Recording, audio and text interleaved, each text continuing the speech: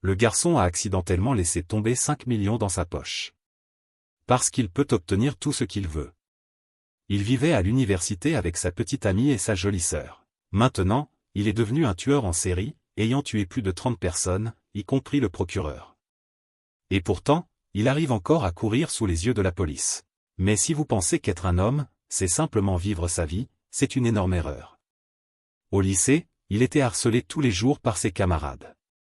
Ce n'était pas facile pour lui de terminer son service militaire et d'entrer dans une université d'art dramatique, puis d'affronter la tragédie du diplôme et du chômage. Heureusement, il n'avait aucune ambition et voulait simplement être un raté tranquille. Son petit boulot à temps partiel dans une supérette lui suffisait pour vivre. Comme d'habitude, il observait les affaires des autres de loin. Un vieil homme ivre est entré pour acheter des cigarettes. 10 $ de marchandises, mais il n'arrêtait pas de faire 800 demandes, multipliant les gestes humiliants et faisant semblant de ne pas payer. Furieux, il est sorti.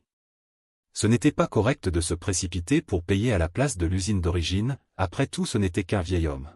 Quand il arriva enfin au moment où il pouvait remettre l'argent, il emprunta un marteau au gérant du magasin qui jouait aux jeux vidéo. Il voulait le ramener chez lui pour installer un nouveau décor.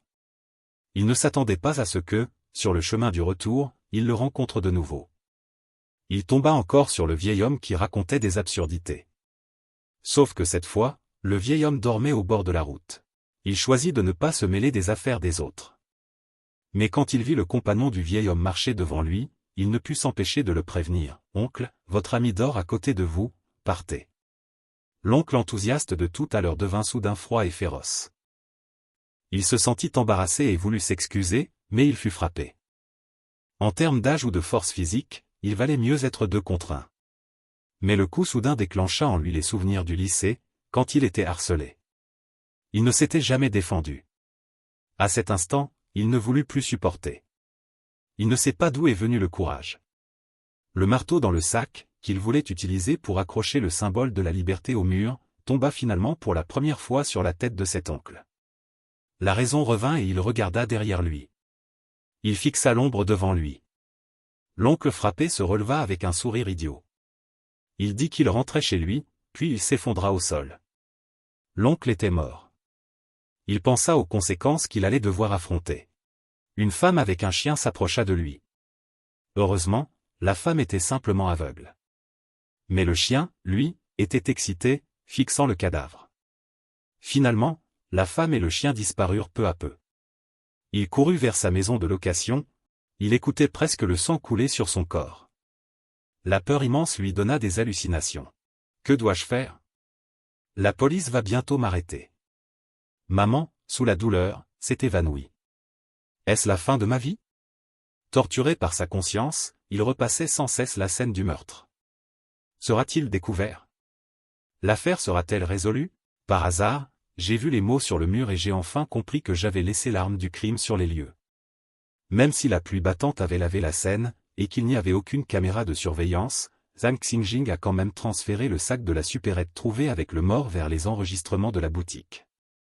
Quand il est allé à la supérette, il était si nerveux qu'il a lâché. « Alors, c'est toi qui l'as tué. » Quoi? Je plaisante. Tout ce qui s'est passé la nuit précédente, il ne supportait plus la pression. Il a décidé de se rendre. Détective, la question a été confirmée, les versions concordent. Comme l'a dit le détective Park, ils se sont entretués.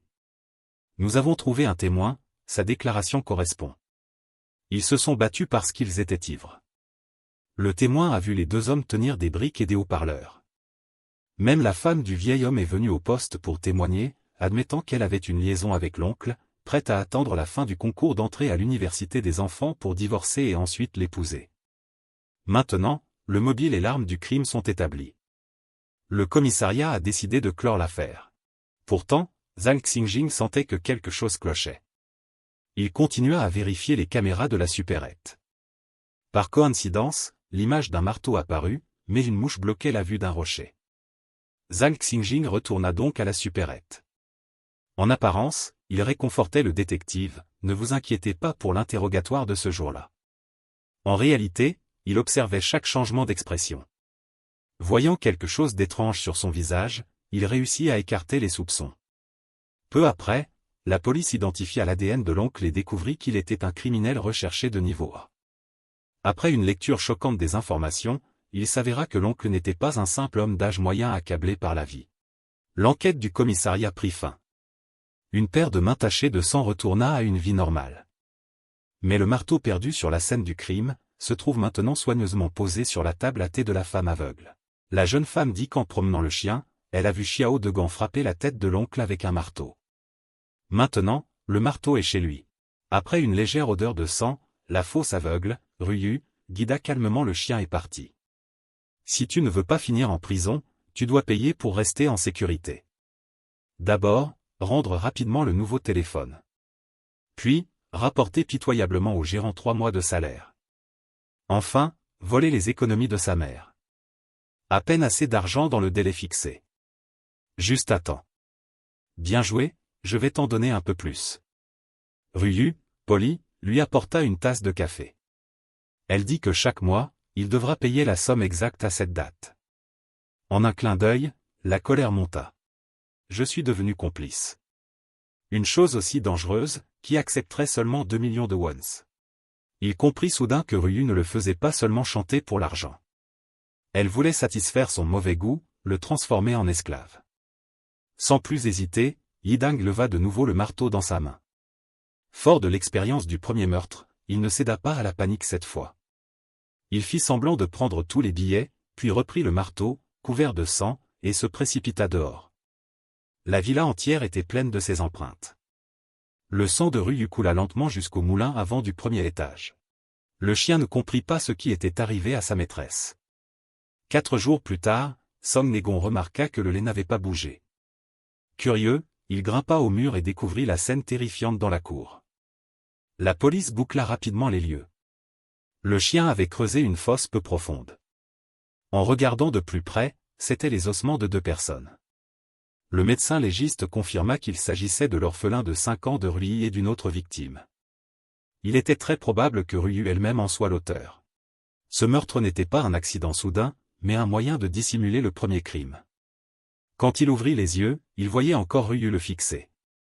Yidang tenta toutes sortes de suicides, ne pas manger ni boire pendant des jours, essayer de se pendre avec un cintre, mais il n'y parvenait pas. Il attendait la police dans la peur. Pourtant, une fois encore, la chance lui sourit. La police ne trouva aucune preuve utile sur les lieux. Les poignées de porte, les objets avec empreintes, de la table au sol, tout était couvert de salive. En réalité, le chien avait dévoré le corps dès le début. Pas seulement par faim, mais parce qu'il avait appris, lorsque sa maîtresse avait tué son oncle et sa tante, elle lui avait montré quoi faire. Il savait parfaitement comment effacer les traces. L'officier Zhang rendit visite à la cousine de Ruyu et découvrit qu'elle avait eu une enfance violente. Adoptée par sa tante, elle avait, par jeu à l'école primaire, versé de l'eau bouillante sur le visage de sa cousine. Plus tard, sa tante dépensa beaucoup pour l'envoyer dans une école prestigieuse, mais elle fréquenta de mauvaises compagnies, prit des médicaments, joua avec le feu, alluma de la cire dans l'air. Sa tante, pleine de pitié, lui souscrivit de nombreuses assurances. Une nuit, Ruyu ouvrit le gaz, voulant simuler une fuite. Sa tante se réveilla au milieu de la nuit, et mourut. Avec l'énorme indemnisation et la grande villa héritée, Ruyu adopta un chien guide réformé et mena une vie insouciante et heureuse. Mais même si elle était la meurtrière de son oncle et de sa tante, aucune preuve décisive ne fut trouvée sur sa scène de mort. La police ne classa pas l'affaire comme accident, car le café avait été préparé dans une cafetière moka et versé dans un gobelet en papier, pas dans sa propre tasse. Il y avait clairement quelqu'un d'autre ce jour-là. Le chien Zei, désormais 100 mètres, fut emmené au centre. Par coïncidence, 2 voyous ivres le virent. Ils suivirent la police jusqu'à une ruelle déserte, brandissant une bouteille cassée. Le suspect détacha la corde et s'enfuit. Les 2 voyous comprirent qu'ils allaient trop loin et se préparèrent à se rendre. En voyant aux informations que Ruyu avait tué ses parents pour l'assurance, la douleur et la culpabilité d'avoir tué disparurent en un instant. Il réalisa qu'il avait éliminé des gens qui méritaient de mourir. Était-ce un mauvais destin? Un instinct hérité impossible à détecter? Quand les 2 voyous tentèrent de lui voler une arme, leurs vêtements encore tachés du sang d'un policier, quelque chose en lui s'activa comme un radar. Le lendemain, 2 cadavres apparurent sur un chantier. Une jeune fille en jupe courte avait été prise en photo de manière humiliante, ciblée par un fils de riche de sa classe. Il l'avait emmenée de force dans un petit bois. Les blessures du corps peuvent guérir, mais la douleur dans l'esprit dure longtemps.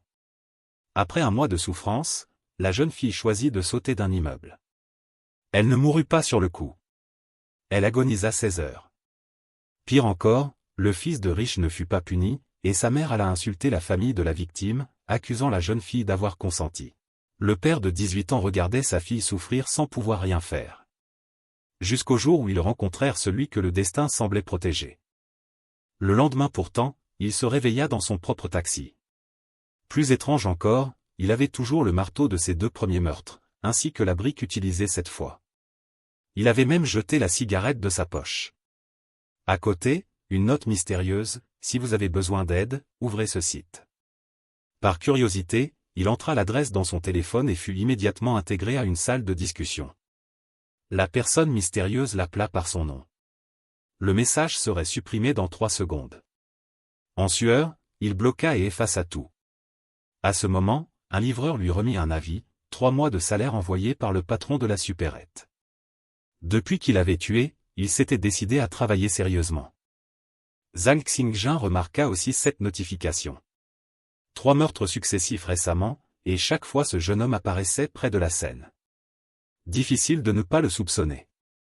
Mais avant qu'il ne puisse enquêter, Yidang se dénonça lui-même pour une bagarre ayant causé la mort, parlant d'une vengeance pour un vieux père. Pourtant, tuer ne lui apportait aucune joie.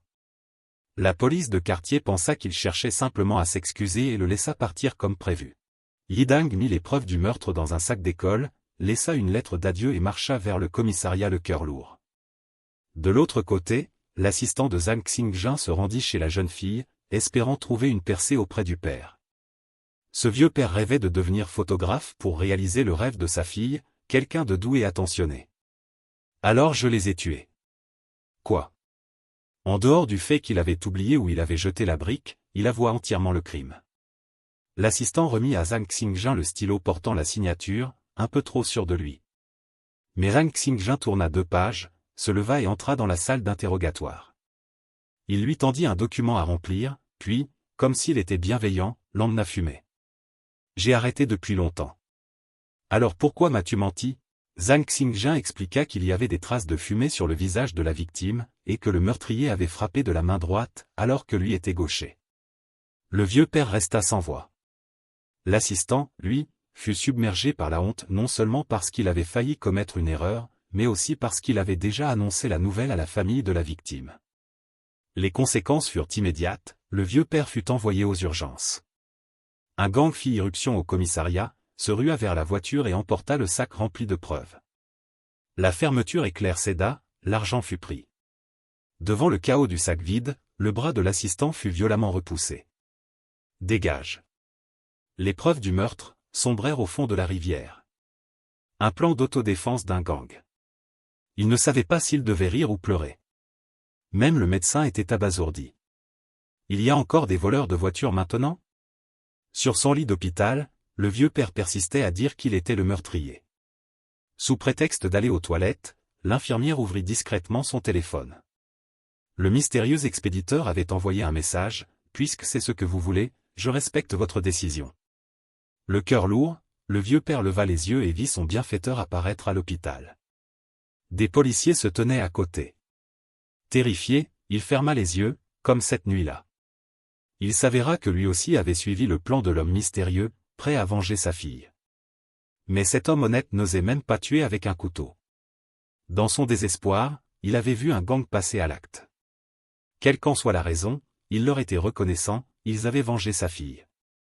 Il accepta de porter le chapeau, espérant partir une fois pour toutes, sans se retourner. Mais il s'effondra. En entendant du bruit, quelqu'un voulut l'aider. Le vieux père l'exhorta à partir vite, il y a la police ici. Dans la précipitation, il croisa le regard de Zhang Xingjing. Celui-ci se leva aussitôt pour le poursuivre. À ce moment-là, le médecin appela, le vieil homme avait avalé une grande quantité de somnifères et était en réanimation. Il attira de nouveau l'attention de la police, gagnant du temps pour la fuite de Yidang. Yidang ouvrit la salle de discussion, en haut de l'écran, le compte avait été supprimé. Il comprit qu'il était désormais dans le viseur de la police.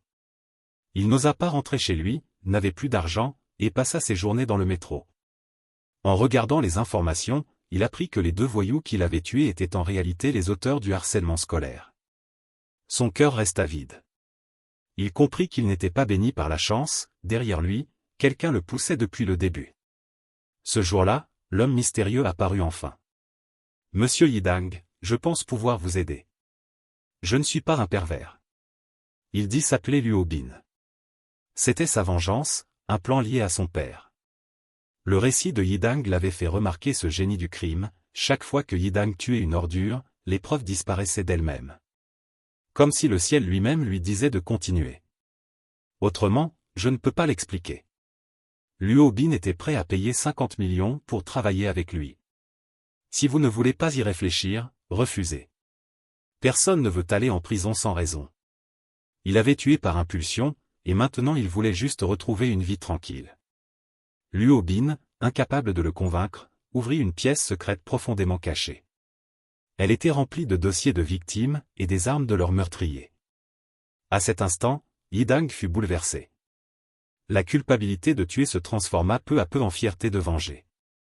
Il décida de prendre l'initiative, de punir ces criminels qui échappaient à la justice. À ce moment-là, un homme en costume s'approcha de lui, et son radar du mal se remit à vibrer. Et voilà pour cette histoire incroyable, j'espère que la vidéo vous a plu. Si c'est le cas, montrez-le en laissant un like, partagez-la autour de vous, et surtout abonnez-vous pour ne rien rater des prochaines vidéos. Merci à tous pour votre soutien, vous êtes les meilleurs, on se retrouve très bientôt.